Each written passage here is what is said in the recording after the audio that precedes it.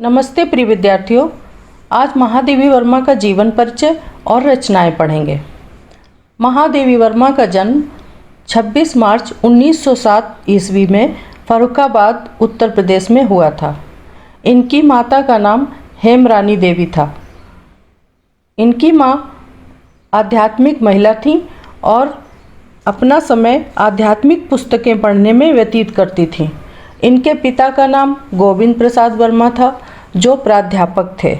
इनके माता पिता की शिक्षा के प्रति विशेष रुचि थी। महादेवी वर्मा संस्कृत में एमए की परीक्षा उत्तीर्ण कर प्रयाग महिला विद्यापीठ की प्रिंसिपल नियुक्त हुई।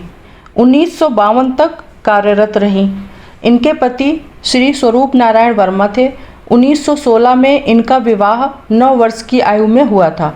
इनके पति की मृत्यु 1966 में हुई थी। महादेवी वर्मा छायावादी कवयित्री थीं।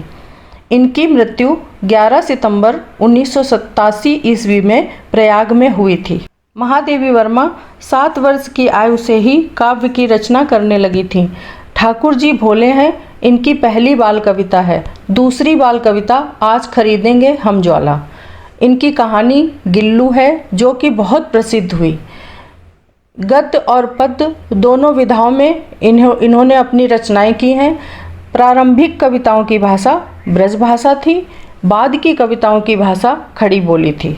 कविता संग्रह निहार 1930 में, रश्मि 1932 में, नीरजा 1934 में, सांध्य गीत 1936 में, दीपशिखा 1942 में, सप्तवर्णा 1959 में, प्रथम आयाम 1974 में, अग्निरेखा 1990 में। महादेवी की रचनाओं में ब्रज भाषा की कोमलता है।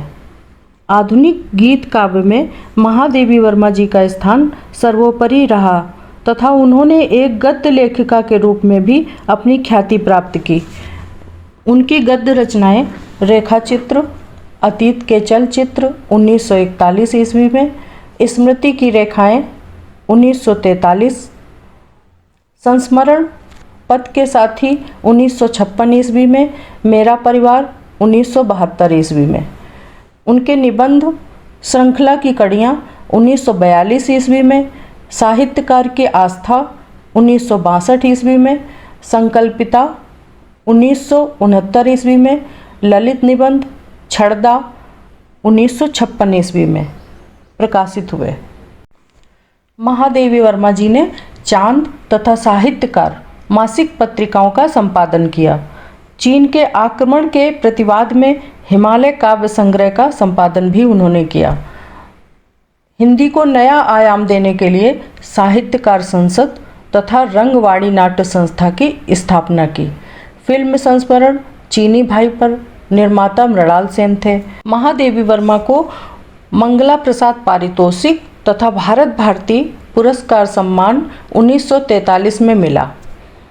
पद्म भूषण 1956 ईस्वी में, साहित्यिक सेवा के लिए शेक्सपियर पुरस्कार 1934 ईस्वी में, नीरजा के लिए ज्ञानपीठ पुरस्कार यामा काव्य संग्रह पर 27 अप्रैल 1982 में उन्हें भारत का सर्वोच्च साहित्यिक सम्मान प्राप्त हुआ, ज्ञानपीठ पुरस्कार, जो यामा के लिए मिला। 1988 ईस्वी में मरणोपरांत महादेवी वर्मा को पद्म विभूषण से सम्मानित किया गया। साहित्य अकादमी की सदस्यता प्राप्त करने वाली वो प्रथम महिला थीं।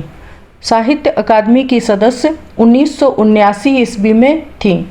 50 सबसे यशस्वी महिलाओं में इनकी गणना होती है। स्वाधीनता प्राप्ति के बाद 1952 में महादेवी वर्मा उत्तर प्रदेश विधान परिषद की सदस्य मनोनीत की गईं। महादेवी वर्मा की साहित्यिक विशेषताएं। साहित्य में महादेवी वर्मा का आविर्भाव तब हुआ जब खड़ी बोली का आकार परिष्कृत हो रहा था। छंदों के नए दौर को गीतों का भंडार दिया और भारतीय दर्शन को वेदना की हार्दिक स्वीकृति दी।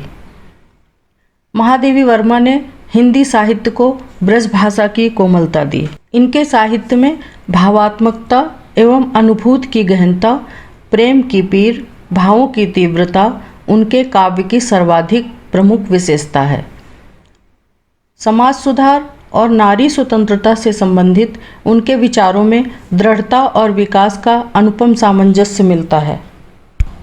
महादेवी वर्मा को आधुनिक काल की मीराबाई कहा जाता है। सूर्यकांत त्रिपाठी निराला जी ने इन्हें हिंदी के विशाल मंदिर की सरस्वती की उपाधि दी है। महादेवी जी छायावाद रहस्यवाद के प्रमुख कवियों में से एक हैं। निहार इनकी खड़ी बोली का प्रथम काव्य संग्रह है। पहले रेखा चित्र का नाम अतीत के चलचित्र। खड़ी बोली की प्रथम कविता का नाम दिया। सप्तवर्णा नामक संग्रह में ऋग्वेद के मंत्रों का हिंदी में अनुवाद किया गया है।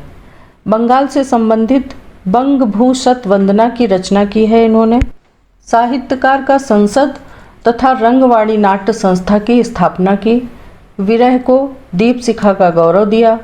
महादेवी वर्मा ने खड़ी बोली हिंदी को कोमलता और मधुरता से संसिक्त कर सहज मानवीय संवेदनाओं की अभिव्यक्ति का द्वार खोला। महादेवी वर्मा की गिनती हिंदी कविता के छायावादी युग के 4 प्रमुख स्तंभ सुमित्रा नंदन पंत, जयशंकर प्रसाद और सूर्यकांत त्रिपाठी निराला के साथ की जाती है। कुमाऊं विश्वविद्यालय ने डी.लिट की मानद उपाधि से इन्हें विभूषित किया। 1980 में दिल्ली विश्वविद्यालय ने, 1984 में बनारस हिंदू विश्वविद्यालय ने इन्हें डी.लिट की उपाधि से सम्मानित किया। छायावादी कवि श्री सूर्यकांत जी त्रिपाठी निराला के वक्तव्य हैं, एक युग बीत जाने पर भी मेरी स्मृति से एक घटा भरी अश्रुमुखी सावनी पूर्णिमा की रेखाएं नहीं मिट सकी हैं। उन रेखाओं के उजले रंग न जाने किस व्यथा से गीले हैं कि अब तक सूख भी नहीं पाए, उड़ना तो दूर की बात है। महादेवी वर्मा की याद में इन्होंने ये वक्तव्य कहे हैं। तो आइए उनकी कुछ कविताएं देखते हैं। उनकी कविता है अधिकार। वे मुस्काते फूल नहीं जिनको आता है मुरझाना, वे तारों के दीप नहीं जिनको भाता है बुझ जाना। एक उनकी कविता है मधुर मधुर मेरे दीपक जल। एक कविता है मैं नीर भरी दुख की बदली, जो तुम आ जाते एक बार। कितनी करुणा कितने संदेश पथ में बिछ जाते बन पराग, जो तुम आ जाते एक बार। हंस उठते पल में आर्द नयन, धुल जाता होठों से विषाद, जो तुम आ जाते एक बार। Thanks to likers, subscribers and for watching video.